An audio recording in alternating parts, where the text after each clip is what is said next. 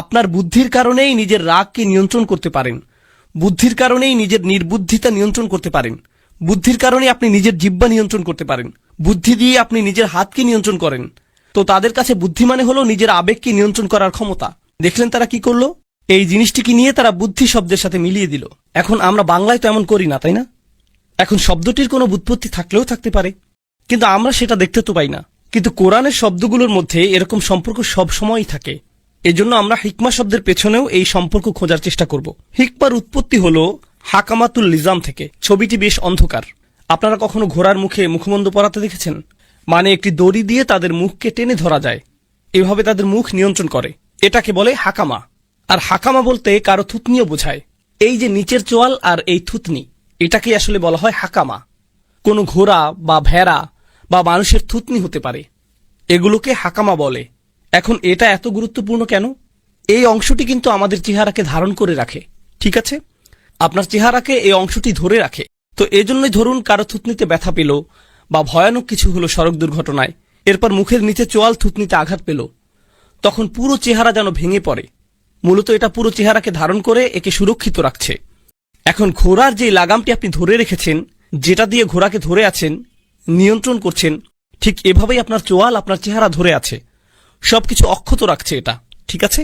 চেহারার সূক্ষ্ম পেশিগুলোকে ভেঙে পড়তে দিচ্ছে না। এখান থেকে হাকামায়ের ধারণার উৎপত্তি। দেখুন, এখানে আরবি লিখেছি আমি আপনাদেরকে লজ্জা দিতে, যে আমি আরবি পারি এটা বোঝাতে দিয়েছি এখানে। আসলে না, আমি নিজের জন্যই দিয়েছি। অনুবাদ দিতে খুবই অলস লাগছিল, তাই দিইনি। এখানেই অনুবাদ করে বলছি। এর অর্থ কি আপনাদেরকে জানাচ্ছি।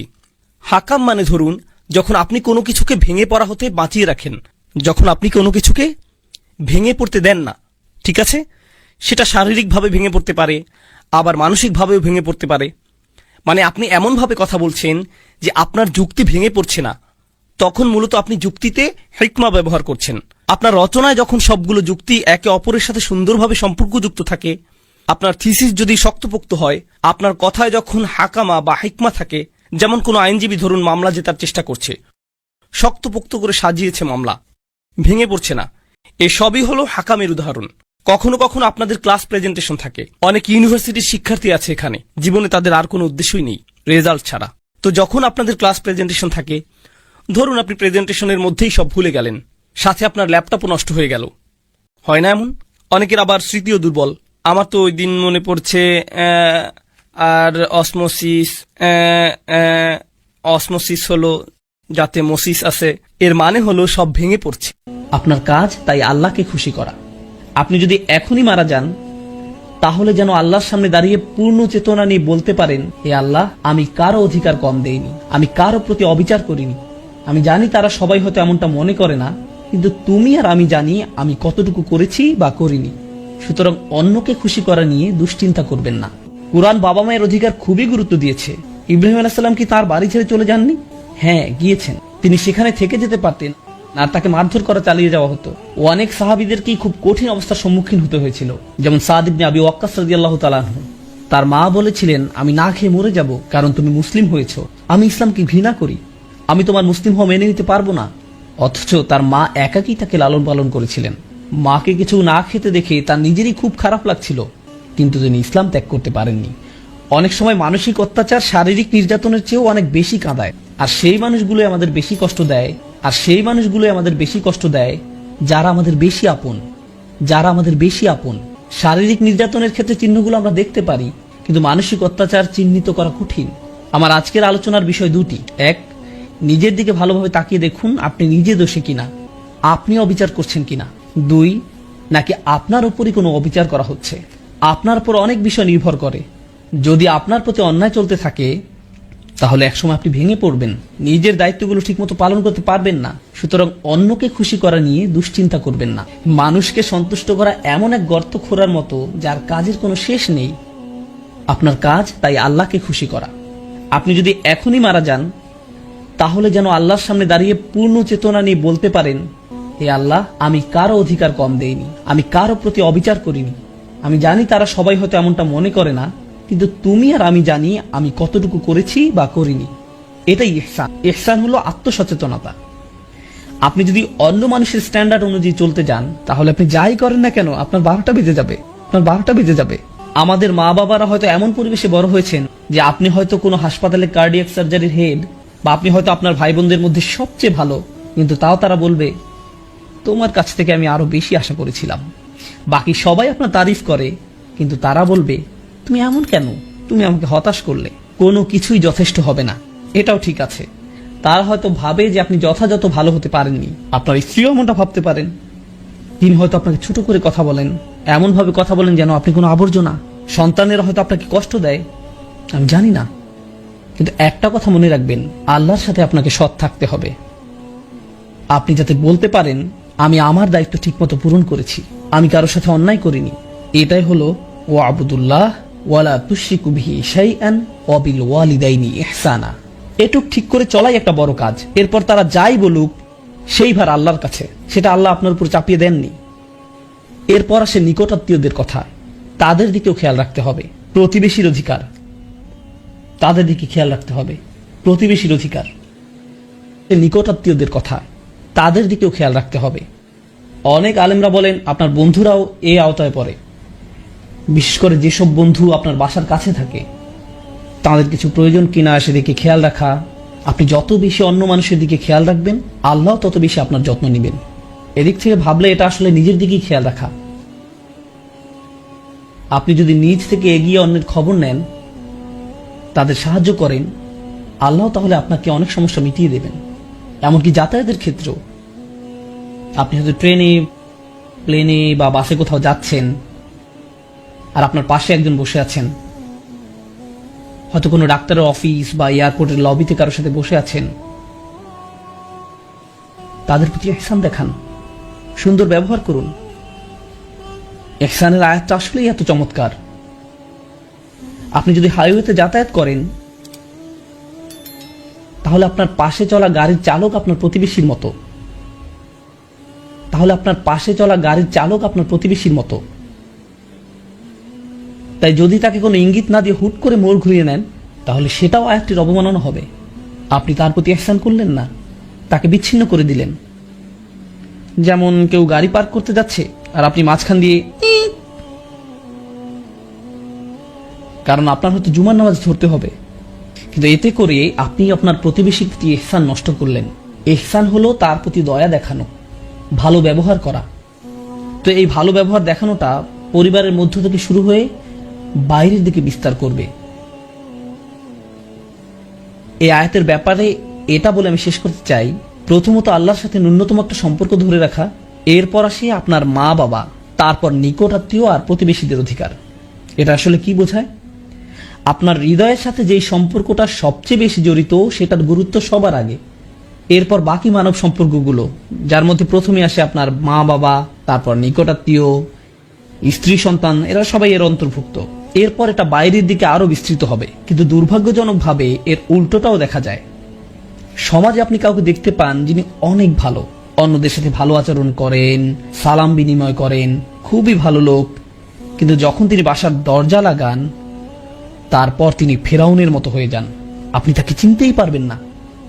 ওনার কি হলো? তার কণ্ঠ বদলে যায়, মেজাজ নষ্ট হয়ে যায়, মনে হয় তিনি যেন অন্য কেউ, তিনি যেন অন্য কেউ।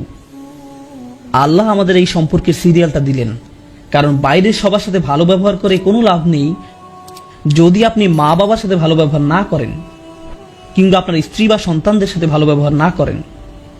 প্রথমে যদি এটাই না করতে পারেন, তাহলে বাইরে যা দেখান তার পুরোটাই আপনার মিথ্যা, এর কোনো মূল্য থাকবে না। এই জন্য এই আয়াতটা নিয়ে বাস্তবতার প্রেক্ষিতে কথা বলতে চেয়েছিলাম। আমি বুঝি যে পুরুষরা অনেক চাপের মধ্যে থাকেন, কিন্তু যদি আপনার দায়িত্বগুলো ভালোভাবে পালন করে যেতে চান, তাহলে অবশ্যই আপনার নিজের প্রাথমিক অধিকারগুলো নিশ্চিত করতে হবে, কারণ এটা একজন মানুষের চাহিদাও বটে। যেমন যদি আপনার সন্তান আপনাকে সম্মান না করে, ন্যূনতম সম্মানটাও না দেখায়, আপনাকে সালামও না দেয়, এটা আপনার ভিতরে চিবিয়ে খাবে, আপনি কষ্ট পাবেন, আপনি বুঝতে পারবেন না এটা আপনার অন্যান্য কাজে, অন্যদের সাথে কিভাবে কথা বলছেন তাতেও প্রভাব ফেলছে, মানসিক এবং আধ্যাত্মিকভাবে প্রভাবিত করবে। তাই এই সম্পর্কগুলোর যত্ন নিন, অন্যের প্রতি দায়িত্ব পালনের দিকে খেয়াল রাখুন, তার পাশাপাশি নিজের অধিকারগুলো চাইতে শিখুন, কিন্তু সতর্ক থাকবেন যেন কোনো ক্ষেত্রে সীমালঙ্ঘন না হয়ে যায়। আল্লাহ যেন আমাদেরকে ভারসাম্যপূর্ণ মানুষ বানিয়ে দেন। বারাকাল্লাহু লি ওয়া লাকুম। আসসালামু আলাইকুম ওয়া রাহমাতুল্লাহ। আমি আপনাদের সাথে কথা বলতে যাচ্ছি মুসলিম তরুণদের মাঝে একটা সংস্কৃতি নিয়ে, যারা কোনো ধর্মীয় পথের ভিতর দিয়ে যাচ্ছে, বিশেষ করে পশ্চিমা সমাজে। অনেক সময় মুসলিম তরুণরা যে জীবনযাপন করে তাকে বলা যেতে পারে, মনে করুন, পার্টিং, ঠিক আছে? এবং তারপর জীবনে কোনো এক সময় তারা বিশেষ উপলব্ধি মুখোমুখি হয় এবং দিনের পথে চলতে শুরু করে। এমন প্রচুর ভাই বোন আছে যার জীবনে কোনো এক সময় পরিবর্তিত হয় এবং তারপর ধীরে ধীরে তারা আরো ধার্মিক হয়ে ওঠে। কিন্তু তারপর যা হয় তা হচ্ছে, যখন সময়ের সাথে সাথে তারা আরো ধার্মিক হয়ে ওঠে, তারা অনেক বেশি কড়া হয়ে যায়, খুব উৎসাহী হয়ে পড়ে, আবেগপ্রবণ হয়ে পড়ে এবং নিজেদের জন্য নিজেরাই কোনো শিক্ষক খুঁজে নেয়। সেই শিক্ষক হচ্ছে কখনো কোনো মানুষ, কখনো কোনো সিরিজ লেকচার, কখনো কোনো ওয়েবসাইট, কখনো কোনো ব্লগ, কখনো অপরিচিত কোনো নাম। কিন্তু সেটা যাই হোক না কেন, তারা নিজেদের জন্য একটা জ্ঞানের উৎস খুঁজে নেয়, যেটাকে তারা সঠিক বলে মনে করে। এর প্রতি তারা খুবই অনুরক্ত হয়ে পড়ে এবং আস্তে আস্তে যা ঘটতে শুরু করে তা হচ্ছে তারা খুব কঠোর, খুব অনমনীয় হয়ে ওঠে। তারা লক্ষ্য করতে শুরু করে যে তাদের চারপাশে মানুষরা ঠিক তাদের মতো না। তারা যাকে শিক্ষক মানে, তার চারপাশে মানুষরা তাকে শিক্ষক মানে না। তারা যেভাবে দিনকে বোঝে, অন্যরা সেভাবে বোঝে না। তাই প্রথমে যা হয় তা হচ্ছে তারা তাদের চারপাশের, বিশেষ করে তাদের পরিবারের মানুষদের ব্যাপারে হতাশ হতে শুরু করে। মুসলিম তরুণটি ভালো দিকে পরিবর্তন হতে শুরু করলে সবার আগে যাদের প্রতি হতাশ হয় তাহলে তার পরিবার। কেন তোমরা বোঝো না? এটাই দিন পালনের সঠিক পথ। এবং এমন আরো অনেক অনেক সংঘর্ষের সৃষ্টি হয়। আপনি যদি মুসলিম হন এবং আপনার পরিবার যদি অমুসলিম হয় তাহলে তা আরো বেড়ে যায়। কিন্তু মুসলিম পরিবারের মাঝে থেকেও যদি আপনি দিনকে নতুন করে আবিষ্কার করেন তাহলেও এমন সমস্যার সম্মুখীন হতে হয়। এরকম সমস্যা শুধু যে পরিবারের মাঝে সীমাবদ্ধ থাকে তা নয়, বরং বন্ধু মহলেও বিস্তার ঘটে। অনেক সময় এমন হয় যে আপনার দীর্ঘদিনের বন্ধু, কিন্তু সে কোনো ধর্মীয় পথের ভিতর দিয়ে যাচ্ছে না, বা হয়তো সে যাচ্ছে কিন্তু পথটা ঠিক আপনার মতো না, আপনার দিনের বুঝ হয়তো তার মতো না, অথবা কিছু বিষয় হয়তো তারা আপনার মতো এতটা কঠোর না, এবং এটা আপনার পক্ষে মেনে নেওয়া খুব কষ্টকর হয়ে যাচ্ছে। আপনি তখন তাদের প্রশ্ন মানে জর্জরিত করে তোলেন। যখন আপনি এমন মানুষদের সংস্পর্শে আসেন যারা দিনকে আপনার মতো করে দেখে না, তখন এটাকে কেন্দ্র করে আপনি তাদের বুঝিয়ে দেন যে তারা ভুল আর আপনি ঠিক। এভাবেই তাদের দিন পালন করা উচিত এবং এছাড়া কোনো পথ নেই, ইত্যাদি ইত্যাদি। এমন এক ধরনের আচরণ গড়ে ওঠে বিশেষ করে তরুণদের মাঝে। এমন আচরণের পিছনে অনেক কারণ রয়েছে। তরুণরা তরুণীটি নিজে মনে করে যে সে যা করছে তা হচ্ছে আমর বিল মারুফ ওয়ান নাহি আনিল মুনকার। তারা মনে করে যে তারা ভালো কাজে আদেশ দিচ্ছে এবং মন্দ কাজে নিষেধ করছে। তারা তো তাদের ভাই বোনদেরকে হাদিস বা কোরআনের আয়াতই বলছে, ভালো কাজই তো করছে, এটাই তো তাদের করা উচিত। এমন কথাই তাদের মাথায় থাকে। তারা যা বুঝতে পারে না তা হচ্ছে এখানে আরো একটা ব্যাপার ঘটছে, অন্য আরো কিছু ঘটছে। দিনের পথে আসার আগে আপনি হয়তো বন্ধু মহলের মনোযোগের কেন্দ্রবিন্দু ছিলেন। আপনি গুন্ডা মাস্তান যাই ছিলেন না কেন, সকলের মধ্যমণি হয়ে থাকতেন। যখন আপনি ধর্মের পথে আসলেন তখন আপনাকে ঘিরে আর সেটা রইল না, কিন্তু আপনার তখন এমন কিছু একটা চাই। অন্যদের উপর নিজের আধিপত্য দেখানোর জন্য আপনার ভেতরে এক ধরনের জেদ কাজ করে। আপনার মনে হয় যে আমি মানুষকে দেখাতে চাই কোনো না কোনো ভাবে আমি তোমাদের চেয়ে সেরা। এবং এই ঘুরপথে চলতে গিয়ে বেশিরভাগ সময় নিজের অজান্তেই, অধিকাংশ সময় তারা মানুষকে যে ধর্মীয় মতামত প্রদান করে তার মাধ্যমে তারা নিজেদের শ্রেষ্ঠত্ব দেখাতে চায়। তারা মানুষের কাছে প্রমাণ করে দিতে চায় যে অন্যরা আসলে ধর্মটা ঠিকমতো জানে না, আমি ধর্ম সম্পর্কে ঠিকমতো জানি। আসো তোমাকে বলি কোনটা সঠিক, আসো তোমাকে আয়াতটা শিখাই, তোমাকে হাদিসটা শিখাই, তুমি জানো না এটা এভাবে না ওভাবে। মানে ধর্ম নিজেই আপনার ইগো প্রকাশের মাধ্যম হয়ে ওঠে। এমন ঘটনা খুবই দুঃখজনক, কারণ ধর্ম নাজিল হয়েছিল যেন আমরা নিজেদের বিনয়ী করে তুলি, কিন্তু এখন আমরা সেই একই ধর্ম ব্যবহার করছি নিজেদের অহংকার প্রকাশ করতে, দাম্ভিকতা প্রকাশ করতে। তবে এটা এমন নয় যে শুধু আমাদের তরুণদের মাঝেই ঘটে থাকে, বরং বড়দের মাঝেও হয়। আপনারা ইবলিসের কথা জানেন। সে কিসে আল্লাহর অবাধ্য হয়েছিল? সে সিজদা করতে রাজি হয়নি। আদম আলাইহিস সালামকে আল্লাহ কি কাজ দিতে যাচ্ছিলেন, কেমন উচ্চ বেতন তিনি পেতে যাচ্ছিলেন, আদম আলাইহিস সালাম কি পদোন্নতি পেতে যাচ্ছিলেন, যেটা দেখে ইবলিস বলে উঠেছিল না না না না, আমি এই কাজের জন্য বেশি উপযুক্ত। কি ছিল সেই কাজ? আল্লাহ তাআলা কি উদ্দেশ্যে মানুষ সৃষ্টি করেছিলেন? ইবাদতের উদ্দেশ্যে, ঠিক। এবং আদম আলাইহিস সালামকে বলা হয়েছিল ইন্নী জাইলুন ফিল আরদি খলিফা। আল্লাহ ওনাকে কোথায় ন্যস্ত করেছিলেন? পৃথিবীতে। এবং এটা কি ছিল? আল্লাহর কাজ করার দায়িত্ব। এটা একটা ধর্মীয় উপাধি। আরো সহজভাবে যদি বলি, আদম আলাইহিস সালামকে ধর্মীয় সম্মাননা দেওয়া হয়েছিল, দুনিয়াবী সম্মান না। উনাকে কোনো উচ্চ বেতন বা বিলাস বাড়ি দেওয়া হয়নি, ওনাকে ধর্মীয় মর্যাদা দেওয়া হয়েছিল। তাই আপনি যদি এই বিষয়টা নিয়ে ভাবেন তাহলে কিছুটা অবাক হবেন। ইবলিস এক ধর্মীয় মর্যাদার কারণে আদম আলাইহিস সালামকে হিংসা করেছিল, তার ইগো প্রকাশ পেয়ে গিয়েছিল, কারণ সে মনে করেছিল আল্লাহর দ্বীনের কাজ করার জন্য আদমের চেয়ে সে বেশি যোগ্য। দিনের কাজ করার জন্য আমি বেশি যোগ্য। এবং এই অহংকার প্রকাশ পেয়ে যায় যখন কেউ দাবি করে যে মসজিদের সভাপতি হওয়ার জন্য আমি বেশি উপযুক্ত, সভাপতি পদের জন্য আমি বেশি উপযুক্ত। তাকে কেন বেছে নেওয়া হলো? কেন তাকে এই কাজ দেওয়া হলো? কেন আমাকে নেওয়া হলো না? এটা একটা ধর্মীয় কাজ। সভাপতি হলে আপনাকে টাকা দেওয়া হবে না, মসজিদ পরিচালনার জন্য তো আপনাকে নতুন গাড়ি দেওয়া হবে না। কিন্তু তারপরও আমেরিকা জুড়ে আমরা দেখতে পাই কিসের জন্য মানুষ জান দিয়ে লড়ে যাচ্ছে? ধর্মীয় খেতাবের জন্য। মসজিদ পরিচালনা কে থাকবে? কার কথা শোনা হবে? কিন্তু কেন? এই রোগের সূচনা কোথায় হয়েছিল? সেই কাহিনী যথেষ্ট পুরানো। এই রোগের ভাইরাস ইবলিসের থেকে শুরু হয়েছিল। সে ওই ধর্মীয় কর্তৃত্ব চেয়েছিল। মূল বিষয় হচ্ছে এটা এক প্রকার অসুখ, এবং এটা যদি কারো মাঝে থাকে তাহলে তার সেটা অতি সত্বর চিহ্নিত হওয়া উচিত। যখন আপনার মনে হয় ভাগ্যিস আমি ছিলাম, না থাকলে এই মানুষদের একদম বিপদে চলে যেতে হতো, এদের সঠিক পথ দেখানোর জন্য অন্তত আমি আছি, যদি এটা আপনার মনোভাব হয়, আপনি ভয়ঙ্কর সমস্যা আক্রান্ত। সত্যি আপনি ভীষণ সমস্যায় আছেন, কারণ আপনি ভাবছেন এই দিন কার উপর নির্ভর করে? আপনার উপর। দিনের আমাদেরকে প্রয়োজন নেই। আল্লাহর দিনকে আমাদের প্রয়োজন, কিন্তু আল্লাহর দিনের আমাদেরকে প্রয়োজন নেই। আল্লাহু গানিয়ুল হামিদ। আল্লাহ সুবহানাহু ওয়া তাআলা সমস্ত প্রয়োজন থেকে মুক্ত, তার আমাদেরকে প্রয়োজন নেই। আমাদের নিজেদের আরো বিনয় হওয়া দরকার। আমি এতক্ষণ ধর্মীয় দৃষ্টিকোণ থেকে ইগোর কথা বলছিলাম, কিন্তু পরিবারের মাঝেও দেখা যায় যে আমরা বলছি আমি মারা গেলে এই পরিবার দেখাশোনা কে করবে, কে বিল পরিশোধ করবে, আমি না করলে কে এসব করবে, এমন ভাবনা আপনার মনে আসে, ঠিক? কিন্তু আপনারা জানেন আমাদের মৃত্যু কবে হবে সেটা নির্ধারণ করা আছে। কিন্তু আপনি যতই ভাবুন না কেন যে আমার এত টাকা জমাতে হবে বা অত টাকা জমাতে হবে, আমাকে প্রমোশন পেতে হবে বা ইত্যাদি, আপনি চিন্তা করেন আপনাকে কি কি করতে হবে। কিন্তু যদি আল্লাহ তাআলা ঠিক করেন যে আপনি আজ রাতে মারা যাবেন, তাহলে যা নির্ধারিত তাই হবে। এবং আমি চলে যাওয়ার পর আমার সন্তান, আমার স্ত্রী, আমার স্বামী, যেই হোক না কেন, আল্লাহ তাআলা ইতিমধ্যেই তাদের দেখাশোনা করছেন। এটা কখনোই ভাবা উচিত না যে আমি তাদের দেখাশোনা করছিলাম, আল্লাহ তাআলা তাদের খেয়াল রাখছিলেন। আমি নিজেকে ভোলাচ্ছিলাম এই ভেবে যে সবকিছু আমার উপর নির্ভর করে। কোনো কিছু আমার উপর নির্ভর করে না। কারো ভালো করার ক্ষমতা আমার নেই, সকল ক্ষমতা আল্লাহর। যেহেতু ইগোই মূল সমস্যা, ইগো কোত্থেকে আসে? আপনার মধ্যে ইগো তখনই জন্মায় যখন আপনি সত্যিকার অর্থে আল্লাহর মহত্বকে মূল্যায়ন করতে ব্যর্থ হন, যখন আপনি আল্লাহকে সমাদর করতে জানেন না, তখন আপনি আল্লাহকে প্রশংসা করার স্থানে নিজের ব্যাপারে উচ্চ ধারণা পোষণ করেন। এখান থেকেই অহংকারের শুরু। সমস্যাটার গোড়া এখানেই। সুতরাং ইনশাআল্লাহ প্রথমে যে বিষয়টা আমি বলতে চাই তা হলো, সেসব মানুষ যারা ধর্মের লেবাস পরে থাকে, তারা দেখতে ধার্মিক, তাদের কথাবার্তা ধার্মিক, তাদের জ্ঞান আছে, আল্লাহ তাআলা যেন আমাদেরকে এইসব হতে রক্ষা করেন। এটা খুবই ভয়াবহ সমস্যা। এদেরকে যে মানুষটা দাঁড়িয়ে তার চেয়ে বেশি প্র্যাকটিসিং মনে হয়। অনেক বোনদের, যেসব বোনরা হিজাব পালন করে না, তাদের চেয়ে বেশি আল্লাহ ভীরু মনে হতে পারে। তাদেরকে বাইরে থেকে দেখতে খুবই ভালো লাগে, কিন্তু তাদের মধ্যে ইগো আছে। আপনার ভিতরে অন্যের সামনে নিজেকে মহান রূপে উপস্থাপন করার তাড়না আছে। আপনার মনে হয় যে আপনি বেশি ধার্মিক, আপনি বেশি যোগ্য, আপনি অন্যদের থেকে ভালো অবস্থানে আছেন। আর আপনি যদি মনের ভিতরে আরেকজন মুসলিমকে ছোট করে দেখেন, তার অবস্থা যেমনই হোক না কেন, আপনি যদি এটা করেন, তাহলে আপনার হৃদয়ে যে জিনিসটা বাসা বেঁধেছে তা হলো কিবর, অহংকার। আর আমরা রাসূল সাল্লাল্লাহু আলাইহি ওয়াসাল্লামের উপদেশ থেকে জানতে পারি যে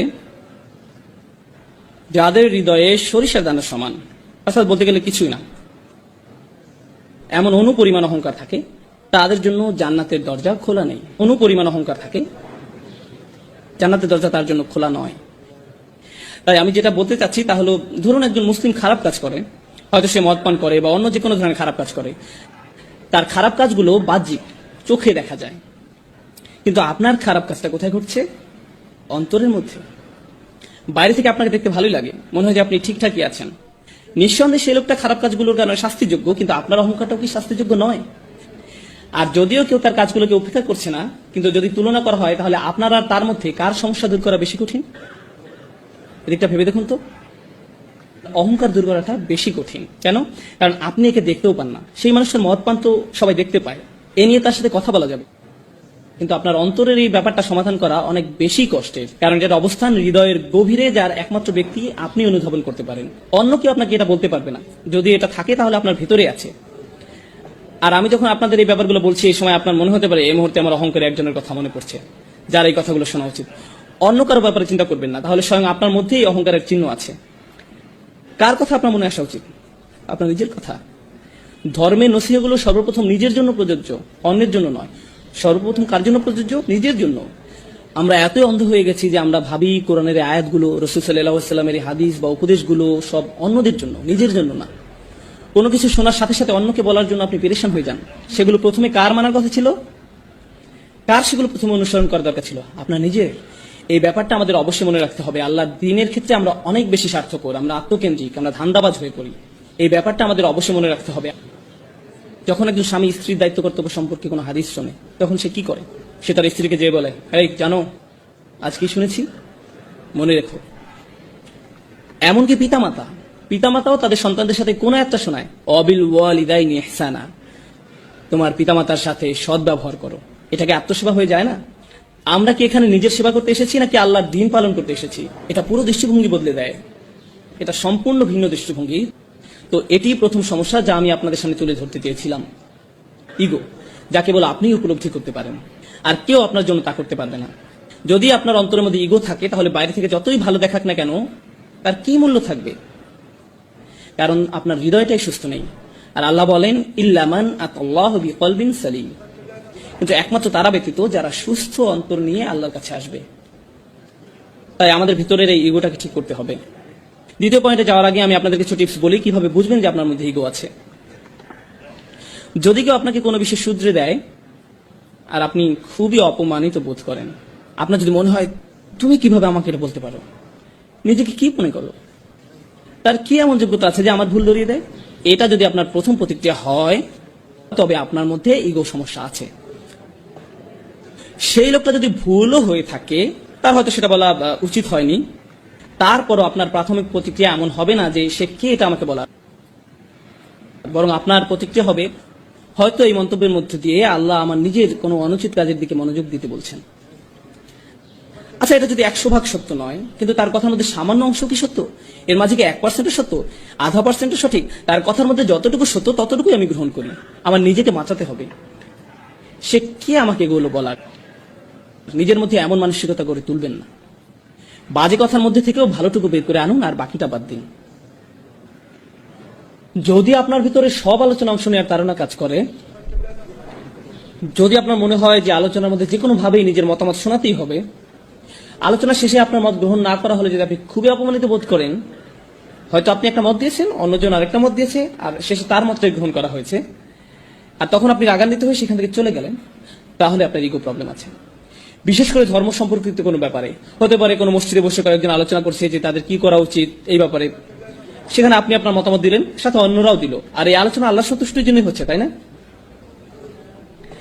আপনি মসজিদ বিষয়ে অথবা অন্য কোনো ব্যাপারে যে মতামতটা দিলেন, সেটা কাকে খুশি করার জন্য? আল্লাহকে খুশি করার জন্য। আপনি তো সেটা নিজের জন্য দেননি। দেখা যাক আমার মতে প্রাধান্য পায় কিনা, এটা তো আপনার লক্ষ্য ছিল না।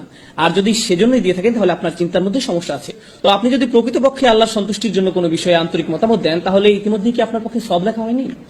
আল্লাহ সন্তুষ্টির জন্য কোনো বিষয়ে আন্তরিক মত দেন, তাহলে কি আপনার জন্য সব পেয়ে গেলেন না? হ্যাঁ, আল্লাহ আপনাকে আপনার প্রাপ্য পুরস্কার দেবেন। তাই লোকেরা আপনার মতামত গ্রহণ করুক আর না করুক, আপনি ইতিমধ্যে সব পেয়ে গেছেন। তাই লোকেরা আপনার মতামত গ্রহণ করুক আর না করুক, সেটা আপনার কাছে কোনো গুরুত্বপূর্ণ ব্যাপার নয়। কারণ আপনি যে জিনিসটা চেয়েছিলেন তা তো আপনি পেয়ে গেছেন। কিন্তু আপনার নিয়ত যদি আল্লাহ সন্তুষ্ট অর্জন না হয়ে নিজের মতামতের প্রাধান্য হয়, তাহলে আপনি বলবেন, না, আমি আমার মত দিয়েছি যাতে এটাই প্রধান মত হয়, আর সেটা না হতে আমি অপমানিত বোধ করছি। এভাবে নিজেকে সহজেই যাচাই করা যেতে পারে। অন্যকে আপনার ইগো চেক করতে পারবে না। যদি আপনি কষ্ট পান, তাহলে নিজেকে নিজে প্রশ্ন করুন।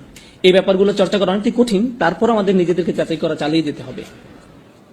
সুতরাং প্রথম সমস্যাটা হলো ইগো, যাদেরকে বাইরে থেকে ধার্মিক মনে হয়, কিন্তু ভেতরে নিজেদের অন্য থেকে বড় করে উপস্থাপন করার ধারণা কাজ করে। দ্বিতীয় সমস্যাটাও অনেকটা একই ধরনের। বাইরে থেকে ধার্মিক মনে হয়, বেশ ভালো লাগে, জ্ঞানী মনে হয়, মুখে ভালো কথাও বলে, ভালো পোশাক পরে, সবকিছুই চমৎকার। তাকে দেখে যে কেউ বলবে, এই ভাইটা আসলে অসাধারণ একজন মানুষ। কিন্তু ভেতর ভিতরে কি হয় জানেন?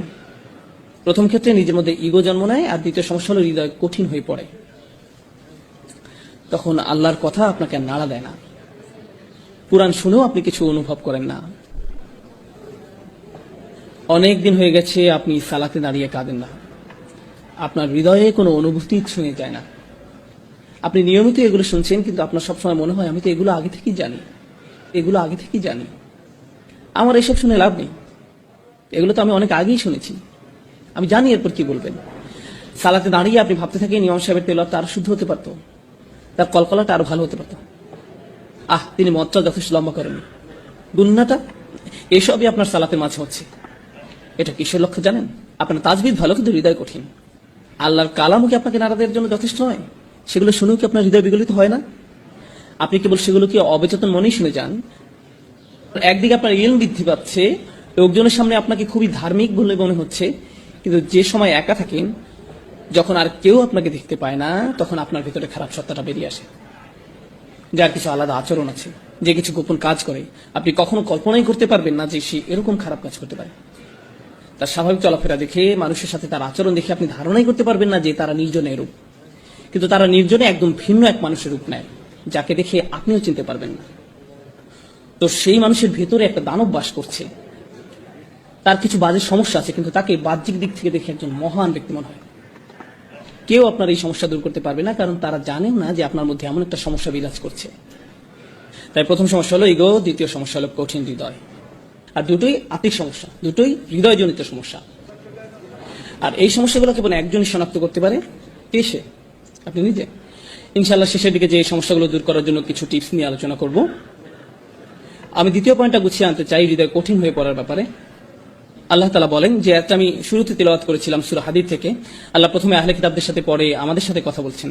তিনি বলেন, আলাম ইয়ানিল্লাযিনা আমানু, মানুষদের মধ্যে যারা ইমানদার বলে নিজেদেরকে দাবি করে, আন তাকশা কুলুবুহুম লিযিকরিল্লাহ, তাদের জন্য আল্লাহর স্মরণে হৃদয় বিগলিত হওয়ার সময় আসেনি? তাদের হৃদয় সশ্রদ্ধ ভয়ে পূর্ণ হওয়া উচিত, তাদের হৃদয় হয়ে যাওয়া উচিত বিগলিত। যখন আপনার পেশি নরম আর দুর্বল হয়ে পড়ে, জানেন সেটা আসলে খুশ, তখন আপনাকে শক্তিহীন মনে হয়, আপনার মনে হয় কেউ আপনাকে বশীভূত করে ফেলেছে। আল্লাহ বলেছেন তাদের হৃদয় আল্লাহর ভয়ে, তার কথা স্মরণ করে বশীভূত হয়ে পড়া উচিত। যারা বিশ্বাসী তাদের জন্য কি আল্লাহ স্মরণে হৃদয় গলে যাওয়ার সময় আসেনি? ওমা নাযালা মিনাল হক, এবং যে সত্য অবতীর্ণ হয়েছে তার কারণে। কি সেটা? কি সত্য অবতীর্ণ হয়েছে? আল কোরআন। এরপরে আল্লাহ একে একে বলছেন, ওয়ালা ইয়াকুনু কাল্লাযীনা উতুল কিতাবা মিন ক্বাবল, তোমরা তাদের মতো হয়ো না যাদেরকে পূর্বে কিতাব দেওয়া হয়েছিল। ফাতালা আলাইহিমুল আমাদ, এরপর একটা বড় সময় অতিক্রান্ত হয়ে গেছে। তার মানে তারা এই কিতাব ধারণ করেছিল দীর্ঘ সময়ের জন্য। যখন তারা এভাবে কিতাব ধারণ করেছিল, আপনারা জানেন যখন প্রথম ধর্মীয় অনুশাসন শুরু করেন তখন আপনি উত্তেজিত থাকেন। এই উত্তেজনা একসময় চলে যায়, যা থাকে তা হলো বহিরাবরণ। ফাকাসাদ কুলুবুহুম, এরপর যা ঘটে তা হলো অন্তর কঠিন হয়ে যায়। একটি দীর্ঘ সময় অতিক্রান্ত হওয়ার পর ধর্মীয় কার্য সম্পাদন একটা রুটিনে পরিণত হয়। এমন কিছু তারা করে যা শুধু করতে হয়। তারা এটা করছে কারণ এটা করতে তারা অভ্যস্ত, কিন্তু এটা আর এমন কিছু নয় যা তাদের হৃদয়কে আলোড়িত করে। তাদের হৃদয় কঠিন হয়ে গেছে। যখন আপনার অন্তর কঠিন হয়ে যায়, তখন কলুষিত হওয়ার ভয় আপনার জন্য খুব বেশি। এজন্য আয়াতে বলা হয়েছে, ওয়াকাসিরুম মিনহুম ফাসিকুন, তাদের অধিকাংশই পাপাচারী। তাদের বড় একটা সংখ্যা হলো খারাপ। আয়াতটি শেষ হয়েছে আহলে কিতাবদের দিয়ে, কিন্তু কি দিয়ে শুরু হয়েছিল? আলাম ইয়ানিল্লাযিনা আমানু। আলোচনাটি আসলে তাদের নিয়ে যারা বিশ্বাস স্থাপন করেছে, আর কিভাবে তাদের অন্তর কঠিন হয়ে গেছে। আর এটা যদি আপনার ভিতরে অনুভব করতে পারেন, কেউ আপনাকে বলে দিতে পারবে না, এটা কেউ আপনাকে বলে দিতে পারবে না। আমি আবার বলছি, আপনার জন্য এটা অনুমান করতে পারবে না। একমাত্র যে এটা ধরতে পারবে সে ব্যক্তি হলো আপনি নিজে, অন্য কেউ নয়। আপনি আল্লাহর সামনে কতটুকু বিনয়ী, আপনি অন্যদের সামনে কতটুকু বিনয়ী, এই বিষয়টা আপনাকে বলে দিতে পারবো না, আমি আপনাকে বলে দিতে পারবো না, একমাত্র আপনি বলতে পারবেন। আপনি যদি কখনো হতাশায় ভোগেন, আপনি বুঝতে পারবেন যে আপনার অন্তর আসলে কঠিন হয়ে গেছে, আর আপনি নিজে এই সমস্যাটা আপনার মধ্যে বাড়তে দিয়েছেন।